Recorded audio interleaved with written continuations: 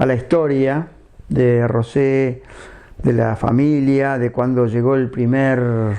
Yo creo que Martita sabe más que yo. No, yo sé también, pero ella lo sabe explicar mejor. ¿Cómo era que se llamaba? Pedro Rosé. Pedro Roger. Pedro Roger. El apellido se cambió. R-O-G-E.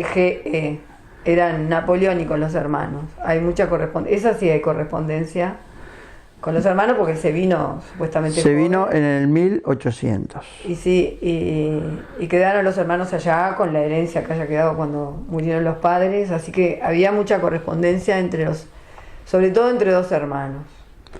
Pero él llegó acá y no tuvo problema de que le cambiaran un poco. Empezaron a escribirle Rosé, a veces con C. Eran sobre todo la gente de a caballo eran, ni hablar, pero era la gente de Oribe, la gente que le compraban cueros. Se casó con una criolla que tenía campos en Las Flores. De ahí traían los cueros a La Pilarica. Cerca de La Pilarica tenía la curtiembre y por eso negociaron con Artigas, porque hay un pedido de cueros, un recibo de blandengues. Eso se conservó. Conservaban mucho los Rosé, fueron muchos, de repente algunas cosas quedaron en otro lado. Y de Roger, de Pedro Roger, nacieron los hermanos Alejandro, Manuel, Clara. Tuvo un segundo matrimonio. La señora esta murió, él heredó el campo y en el segundo matrimonio fue la familia que tuvo, ¿no?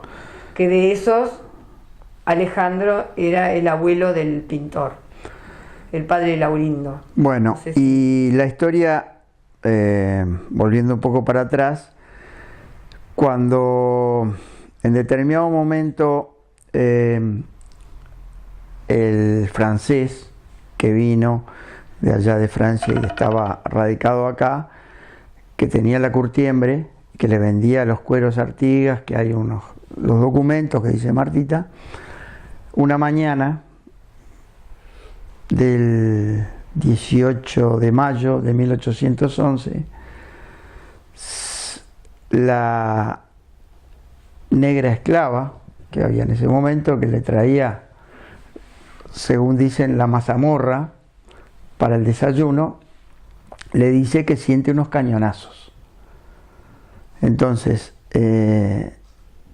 Roger se levanta y con el catalejo observa parte de la batalla de las Piedras.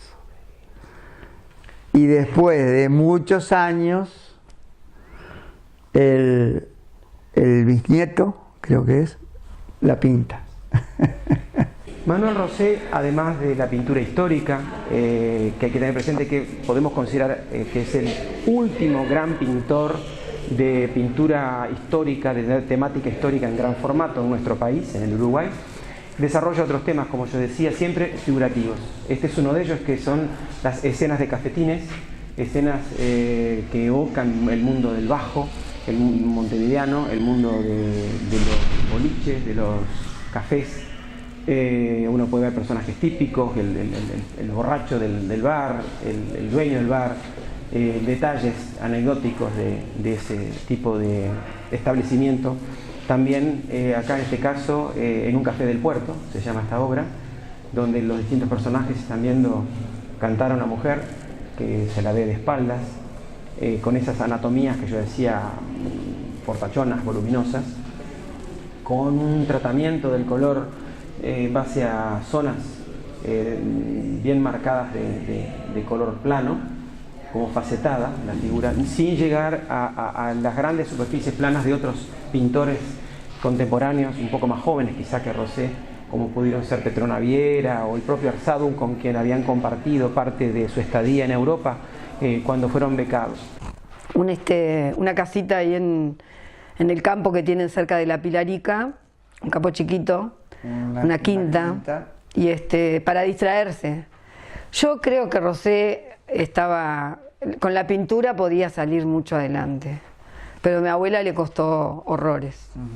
Sí, la pintura, toda la pintura de Piriápolis, de los cerros, toda esa pintura que que hizo de ese lugar, porque le gustaba sobre todo el paisaje, ¿no? Los paisajes tanto de las rocas, de las piedras, del mar. ¿Iba con el caballete afuera? Salía con el auto, iba el caballete, lo ponía en el lugar que le gustara y se ponía a pintar ahí directamente.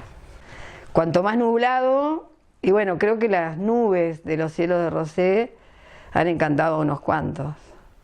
Porque sí, él sacaba de un paisaje que uno podía decir, yo pinté algo, él pinta mucho, ¿no? Pero ¿qué hago con este cerro? Rocas, parece algo nada. Sin embargo, el cielo, los caballos al sol que él tiene, pero que igual alguna nube con el sol hay, son fantásticos. Esto también es una obra, acá no están en un orden cronológico. Es una naturaleza muerta, hecha posiblemente en París en 1910. Acá dice París justamente, cuando estaba en su etapa de formación. Otro tema que trabajó Rosé fueron los paisajes. Paisajes de europeos, como en este caso.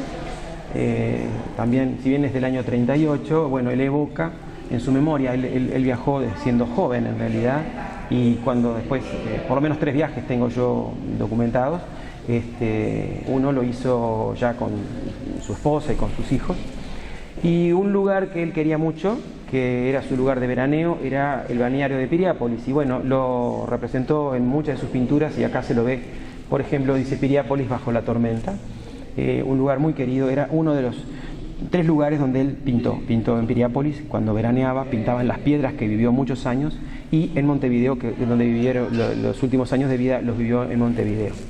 Entonces los colores que da el sol atrás de las nubes, sobre lo que sea, transparente, no transparente. Sí, claro. Muy lindo. Los caballos, bueno, él que dibuja mucho caballo sabe. Pinto, hago acuarelas en este momento. Y claro, ya te digo, como yo vivía... De alguna manera empezaste tu vocación con él al lado. Sí, yo me acuerdo clarito, él dibujando al lado de la estufa, en el hall de arriba de la casa, que era de 2 plantas, dibujando los caballos, dibujando... Y después iba yo y le copiaba, porque en realidad era eso. Qué lindo este dibujo, y lo copiaba. Y después los pintaba, que me acuerdo que mi abuela una vez dijo, pero mira qué lindo caballo, se parece a los caballos de Figari. Pues claro, caballos de... Figari son un poco más desdibujados. Claro, claro. El trabajo de un niño más parecido a lo que... Como quería... ¿Él quería enseñarte? No, ¿Qué vínculo tenía con vos? Él no era de enseñar así, te miraba, te podía decir, está bien, está mal, sí, pero no. Acá, por ejemplo, tenemos un paisaje típico de su territorio natal. Si uno viaja al departamento de Canelones y a las cercanías ahí con el límite de Montevideo, los campos son así, grandes planicies, grandes horizontes, tierras de cultivo, hileras de árboles. En lo personal, yo que soy nacido y criado en esa zona, perfectamente puedo identificar o imaginarme en qué lugar pudo haber pintado o se pudo inspirar. Del mismo modo que en esta obra que hace ya un tiempo que se viene exponiendo en el museo, que ha sido un poco la que ha permitido rescatar la figura de Rosé públicamente, se llama La Cantera. Justamente las piedras, el pago natal mío y de Manuel Rosé, se llama así por la abundancia de granito. Hoy el granito ya no es tan abundante, porque justamente en las canteras lo que quedan son los agujeros y se han ido escarbando para sacar el granito, con el que se han hecho monumentos y adoquines que están en las calles de Montevideo y Buenos Aires. Y bueno, ahí es un paisaje quizá el más cercano al planismo, como lo pintaría un Carmelo de Arzado, un Cúneo o una Petrona Viera, por mencionar pintores quizá un poco más jóvenes algunos de ellos que él, pero que son contemporáneos de la década del 20.